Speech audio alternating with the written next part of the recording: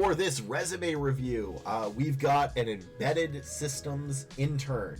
That is what they're looking for. Also, if you all like this content, please like, comment, and subscribe. It really helps me out. I don't understand the algorithm. I just know it controls every aspect of our lives. And the like, commenting, and subscribing helps. So, full disclosure, when I was looking up the keywords and qualifications for this embedded systems engineer, I was actually having a little bit of difficulty because like 30,000 billion other things came up. So I'm not sure if the exact first line of keywords is going to be correct. There's probably going to be more. But if you're doing something like embedded systems intern and you send it to me, please be very specific or write it in the notes so that I know what I'm going to do. Because this one said maybe firmware or control systems, but it's tough for me to find the keywords because I'm not the recruiter on that. So with that huge caveat out of the way, what we're going to be looking for is C, C++, Python, microcontrollers, Linux, Unix, and this one is the normal intern stuff. If you're looking for an internship, you need to show that you can take criticism and you can work as a team. Together, those will get you jobs because they want to make sure that your social skills can be there and you're not going to upset people. So they have a 75-to-1 ratio, which isn't great, but isn't bad. They've applied to 120 places. Oh, no, their math is off. They've had about a 60-to-1. That's actually pretty solid for an internship. Internships are very competitive. So, developed a version control tool in Python using Polaris, integrated in Azure DevOps, CI/CD pipeline, automatically track, and okay. Again, my gut's saying Polaris may not be a keyword, but the rest of these probably are. So, designed, fixing my camera, designed and implemented a debugging tool for using Python, fine. Yeah, that's fine. Assisted in plant design for reactor named by hardware, not a safety. Yeah, that's good. Again, so what I'm, by hosting office hours, assisting with debug programming. So, I think in a lot of resumes, people try to show how cool you are, right?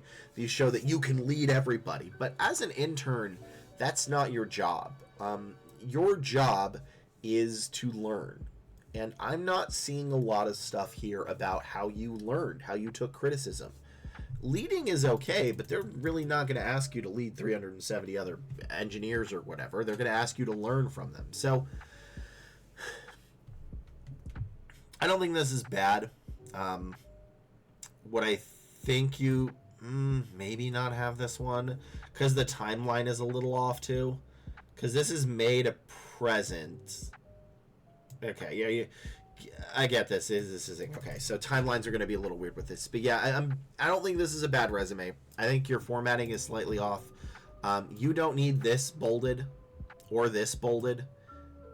You don't need any of this bolded either or this bolded, but big thing I'm really missing is just how you learned, how you took criticism. Did your boss say, hey, your code sucks, here's how to improve it? And did you take that criticism to heart and learn how to fix it?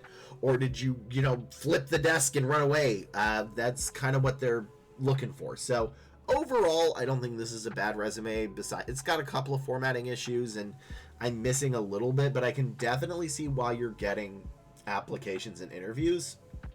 Because again, internships are crazy competitive. They're exceptionally competitive.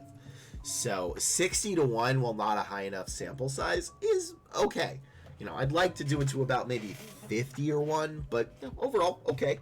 So let's move on to the next resume. We've got a software developer. What kind? I don't know. They don't tell me. You need to tell me what kind.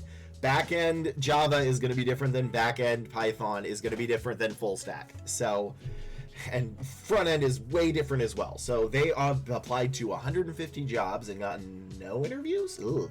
I'm looking for a new software role. I believe I'm still a new grad as I'm looking for a new job with 1 year of experience. Yeah. Usually 2 years is sort of the benchmark for past that. My goal is FAANG / around there and potentially go to the US. Okay, that might be overestimating what you can. FAANG is specifically, which I don't even think it's FAANG anymore, it's like MON or whatever, is Facebook, Apple, Amazon, Netflix, and Google, which I think that acronym is probably old, but you need to apply to other jobs specifically. I mean, eventually, especially if you're not in the US, you need to make sure, if you're not in the US specifically, I'm not a lawyer, but you need to make sure you have the ability to work in the US before you get a job. I don't know what they say in other countries, but you need a visa that lets you work in the US before you can work in the US. So if you have that, cool. If you don't, you need to get that. How do you get that? I don't know. That's way beyond me. But let me at least judge this based on what I see. So, all right, software engineer. Maintain hyperscale platform. Why did you bold hyperscale? I don't think I've ever seen hyperscale as an actual keyword. To increase payroll, EE access, employee access. I don't know what this is. Speeds by 59 dynamics. This means nothing. Created automated test scripts using C# and SQL. Okay, these are good, but you bolded everything else. Please stop bolding. Stop bolding. Stop bolding everything. You just stop bolding everything. It makes it worse. Less is more in regards to bolding. Don't bold stuff. Just stop. The only thing that should be bolded is your name at the very top, and then each section like this. Nothing else. Yeah, the only thing I see here is C# and SQL. I don't even know. I'm assuming. Do you use Java? Do you use Python? Are you full stack?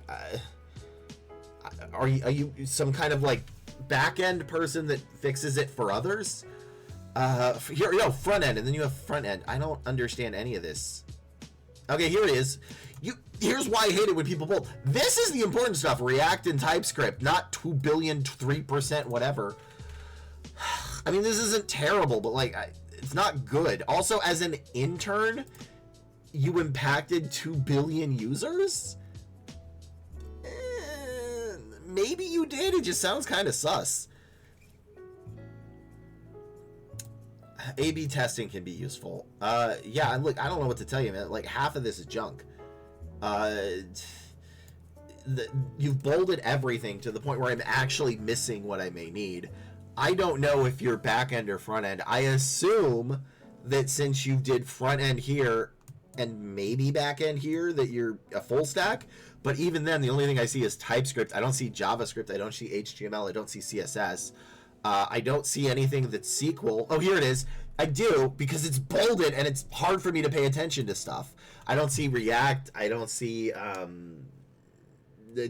anything else. This isn't really great. MongoDB is one. That's good. Oh, cloud. Where's cloud? Okay.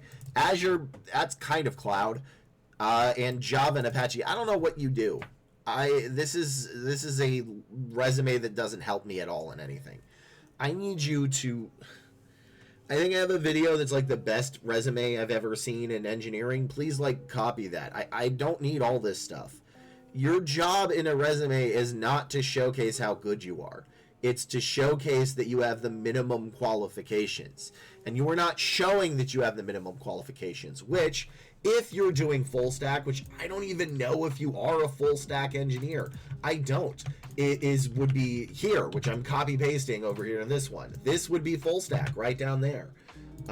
If you're not full stack, maybe you're a Python software engineer, in which case I would be looking for this instead, but I don't know. And yeah, there's a lot of similarities, but I don't know what you are, which is why you don't pass this. And if you've applied to 150 and gotten nothing, then I think this is why. It shows it's not working. I mean, the format of this is kind of okay. Also, if you just graduated a year ago, your education should be up top. I mean, unless you've, like, honestly, unless you're doing, like, a management position, you probably don't want to put the education at the top. That is what, sorry, unless you're doing a management position, your education should be at the top. If you got, like, 30 years experience, 20 years, 10 years, okay, you can put it below. But, you know, you just graduated, like, a year ago. So, yeah, I don't like anything about this. Like, you've got, like, 3 things that I'd be looking for, maybe 4, and it's a nightmare to read. I need you to, you over-engineered the hell out of this. So make it simpler and give me keywords that I want. Give me qualifications that I need. You need to impress the manager. You just need to show you have the minimum for me. I'm an easy date. Just show me the minimum. My girlfriend is probably like, no, you're not. But anyway, let's move into the next resume. This is a resume of a, I don't know, it's a lead population health strategy specialist, which this person said they've applied to 150 jobs, but they said they're specifically looking for a singular job description. And I looked at that job description, and I'll be honest, it wasn't a very good job description. Not all job descriptions are good. So I'm not super sure how to do this. I'm going on completely blind. The best thing I can glean from this is that you worked with like state guidelines and managed parts of the company along as identifying high-risk populations. But like I even looked up for other job descriptions that were similar to this, and I couldn't even find it. So I don't know. I don't know if this review is going to be helpful for you, but I'm going to do it anyway. I hope it is, but you know, this one's a weird one. So, high-performing health service specialist with a passion for healthcare with over 6 years experience. Confident this doesn't matter. Again, summaries are not needed unless you are specifically like changing industries or you're doing a very, very high-level management. And if you are doing a high-level management, this is not quite how you would do that statement. So, acted as the main point of contact for clients, resolving inquiries and maintaining positive relationships. Maintain clear and effective communication with clients and operations. This is not good. So there are three things you need in bullet points. Let me restate this so that I can help with this. So your very first bullet point under each and every job should be a summary of your job duties. This needs to be so basic that a 5-year-old with attention disorders could understand it, right? You need to make sure it is clear, concise, they know what you do. That is the summary sentence, and it should be under each and every job description as the first bullet point. Then everything else needs to be composed of three things. One, you need the keyword or qualification. It depends on what you're going for. Then how you use that and why you use that. What I see here is why you did everything. I don't see how you did it, and I don't see what the actual keyword is, right? This is kind of okay, but I need a little more. This, maintain clear and effective communication with the client staff, ensuring smooth operation. How did you do that? How did you do that? What skills did you use to do that? I know this is more of a management thing, but like, did you create documents for people? Did you mediate arguments? Did you schedule? I don't know, because you did not tell me. In addition, minimum of 3 bullet points. Each should be a minimum of 3 bullet points. So, yeah, I don't think this is going to fly. Luckily, the job description you showed, even after, like, I'll be honest, what is it, like a week, did not have a lot of people. And since it goes through a giant ATS process, probably less. So you still stand a shot at it, but I don't think they'd go for this. Even the bare minimum that I'm looking at here, like, how did you lead populations of health? I don't, whatever that's what they said. How did you do your documentation? Did you use Excel? Did you use Word? I don't know. And you're not telling me. Look, initiated patient care protocols coordinators with this. I don't know. Like, it would be like saying, oh, Lee, you're a recruiter. What do? I get people hired. Cool. How do you do that? By using recruiting systems. It means nothing. But what I can say is, as a recruiter, I am responsible from the beginning of the process to the end of the process of hiring. I consult with managers weekly, and I create documentation for stakeholders to help them hire quicker, along with negotiating. That is the thing that I do, and that is the difference between what you said. You haven't told me anything. This all tells me like nothing. This is kind of okay. Tells me nothing at all. Also, a lot of these require a bachelor's. So if you don't have it, that's fine. Actually, yeah, I don't know if you even would qualify. They require a bachelor's and 5 to 7 years of related experience.